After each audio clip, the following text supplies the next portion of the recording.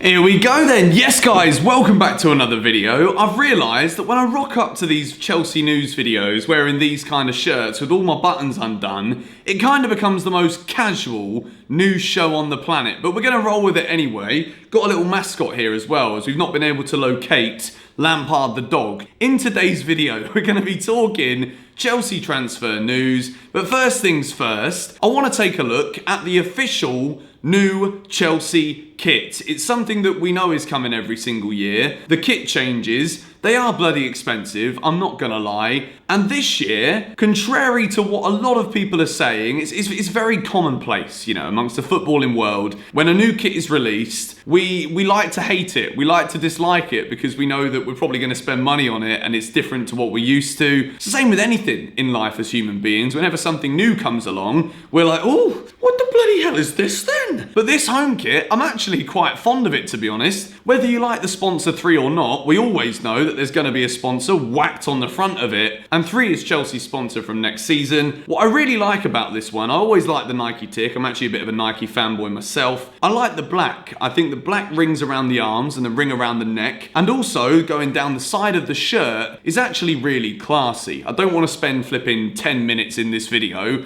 talking about the Chelsea kit, because that would be a waste of your time, and it would be a waste of my time. But I did have an idea to do a Chelsea home tier list kits video. If you want to see that, hit the like button on today's video, and whilst you're at it, why not be an absolute legend and a hero and hit the subscribe button to GBFC. We've hit 120k, which is a little bit mental. Within a month, we've gone from 100k to over 120,000, which is absolutely phenomenal. But in terms of this kit, I'm actually going to give it an 8 out of 10. I really like this one, and I think that it's one of the best home kits we've had in recent seasons. Let me know your thoughts on the kit in the comments down below. There's pictures up all around Stamford Bridge. Sadly, we can't go and have a little party in the Megastore together and pick it up just yet because of social distancing and the coronavirus, if you didn't know and you've been under that rock that we often talk about here on the GBFC channel. But moving in to some transfer news stories. Now, I'm going to be releasing my West Ham match preview later on today, and within that video, I discussed the potential that Chelsea could be going ahead and looking to sign Declan Rice this summer. I already made a video on this about 6 weeks ago, or maybe 2 months ago, and I said that I wasn't really in favour of Declan Rice, but supposedly, Frank Lampard has seen a little bit of John Terry in Declan Rice, and I think that at the time when I first made that video, discussing Chelsea's potential of signing Rice, I was looking at the poetic beauty of seeing Declan Rice reunited at Chelsea. I do think at one stage in Declan Rice's career, he will be back at Chelsea. I was just curious as to whether or not now is the correct time for that to happen. But what I've realised after Chelsea have won their first 3 games back is that we should always trust in the decision making of Frank Lampard. We've been linked with Ben Chilwell. We're going to discuss him in a bit more detail later on within this video. But Chelsea being linked with Declan Rice, Frank Lampard supposedly sees him as a long-term solution to the centre-back problem. Now, what we know at Chelsea is we've got 4 centre-halves who individually are all very good. At the moment, the one thing that is seriously lacking within that centre-back is cohesion between the partners, whoever they may be. We've seen good individual performances from Zuma away at Leicester. We saw Christensen play very well, arguably the best defender against Manchester City. Azpilicueta was also fantastic. I don't want you guys to think that I'm bashing on Azpi, but Christensen and Zuma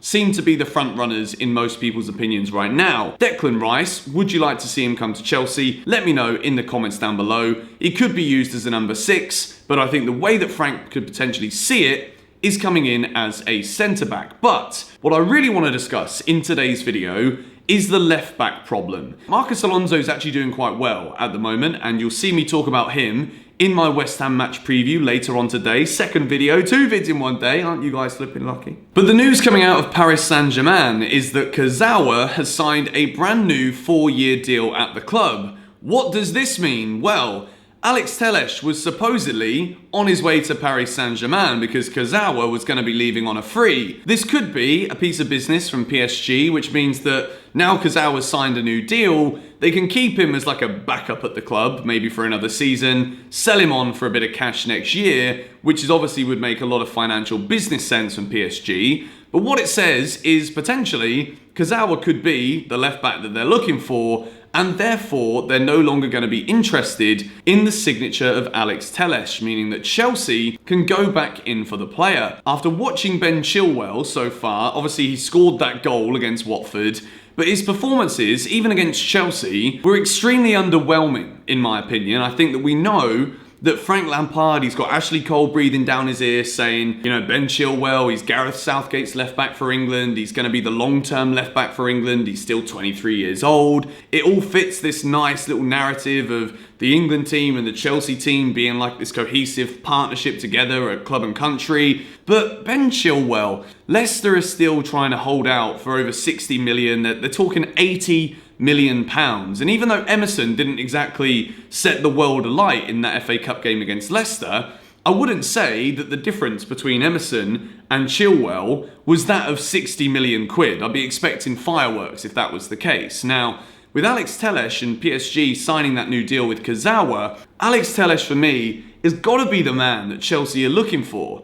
In terms of what that would do to Chelsea's ability to spend money in other areas, Alex Telles would probably be around a third of the price of what Chelsea would have to pay for Ben Chilwell. So in terms of doing that, what we could then go and do is spend more money on Kai Havertz. You guys know I've spoken flipping left, right, centre, behind and in front about Havertz here on the channel. And I think that if Chelsea are going to go out this summer and go in for someone like Chilwell, who we know is going to break the bank, yes, he's a good left back. Yes, I think in terms of the next 10 years, he could be Chelsea's left back and it could be a long-term solution to the problem. Is he really worth that money? I don't think he is, and I think that Chelsea in terms of business for the long run would be better off signing someone like Telles, or a lot of people have said to me here on the George Benson Football Channel, why don't you consider Grimaldo as another potential player? That could be another good signing, but I've not really heard any kind of concrete rumours about Grimaldo to Chelsea. Alex Telles should be my preferred option, and then even Tagliafico from Ajax, who supposedly is available for just over 20 million quid.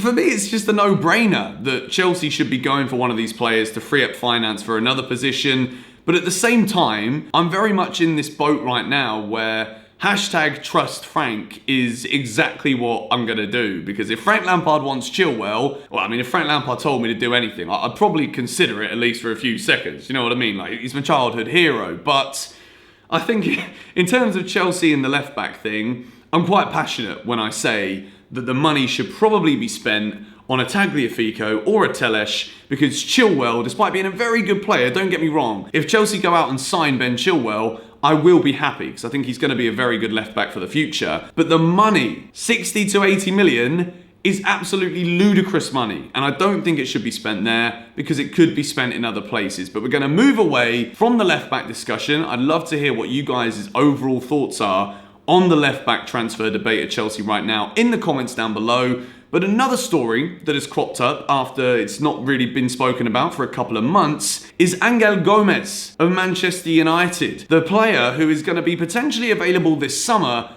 on a free. The links to Chelsea are coming back up again, and it looks as though Gomes is not going to be signing a new deal at Manchester United. It's pretty much now been confirmed that he is going to be leaving the club. Now, what do I think about Gomes? I think, again, he's a player who at the moment can't get into the United team. Chelsea are kind of on a similar page to Man United in terms of what they're building for the future. If he can't get into the United team, despite the revolution of youngsters at Stamford Bridge under Frank Lampard, I don't think he's going to break through over any of the other players we've got at the club right now. Anyway, you also look at the loan army. You've got the likes of Conor Gallagher, Ethan Ampadu. Is Gomes going to come in, stunt the growth of those guys? Is it worth it? Probably not in terms of expecting him to be playing, but if he's available on a free, it could be one of those bits of business that Chelsea could do where in a couple of years' time, after giving him a couple of loans, we could be looking at a player who's on our hands who could be a 20 million, 30 million pound player.